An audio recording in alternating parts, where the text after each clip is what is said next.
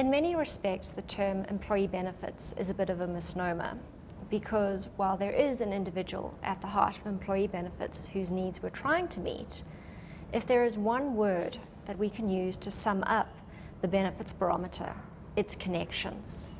There's actually a huge number of stakeholders and benefits that are connected in the employee benefits system.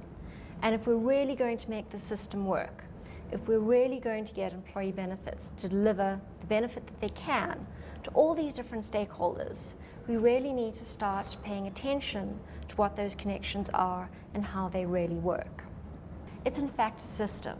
Every single building block is connected to every single other component in the system. And if we don't acknowledge those connections, if we don't recognize how all these benefits are connected, we can have some very unpleasant unintended consequences if we start fiddling in one part of the system. There are other stakeholders than the employer. You also have unions or other affinity groups. You have the household with their own personal arrangements, and then you have the state, who's the provider of last resort. Let's start off by thinking about the state. Now, the older person's grant is the benefit that's available for people who haven't saved enough for retirement or who haven't saved at all. So if the employee benefits system doesn't deliver, then the employee will become reliant on that older person's grant. And obviously that's a drain on the state's resources. And we want to get to a position where everyone who should be saving and who can save for retirement is saving for retirement and has enough to have a dignified retirement without relying on that older person's grant. However, we also need to recognize that there are some people for whom saving privately or through an occupational fund might not actually make sense because they simply earn too little, and they might actually be better off meeting their day-to-day needs throughout their working lives and then relying on that older person's grant. And we really need to start putting a lot more thought into how employee benefits fit with the benefits that are provided by the state.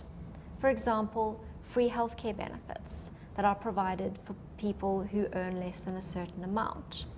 We need to really think about who we put onto medical schemes, because belonging to those medical schemes will mean that they will lose those free state benefits that they otherwise would have received. And there needs to be more of a dialogue between people establishing employee benefit systems and the state in terms of the means tests that they put on their state benefits, because we really need to get those systems working better together. Apart from the state, you have affinity groups like unions and households with their own financial planning. Now, obviously, what you want in the system is for the individual to have all the benefits they need, and enough of them, but you don't want them to have duplication.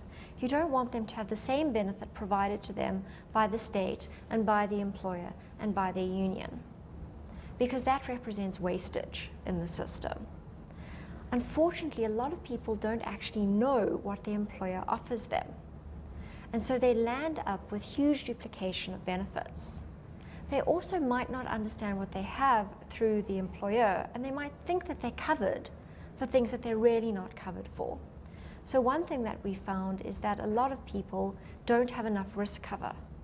In fact, you have your younger employees who typically might have young families and lots of debt, but they have the same risk cover as an older employee who might have older children who are out of the house already, much less debt, and much larger retirement savings, which of course would form part of their death benefit. So what you have are people with very, very different needs, but exactly the same benefits. Now, what would be ideal would be if they were able to, say, choose what level of risk cover they could have, because then they could choose exactly what they needed. However, that requires people to understand exactly what they have. And a lot of people really just don't understand what they have from their employee benefit system.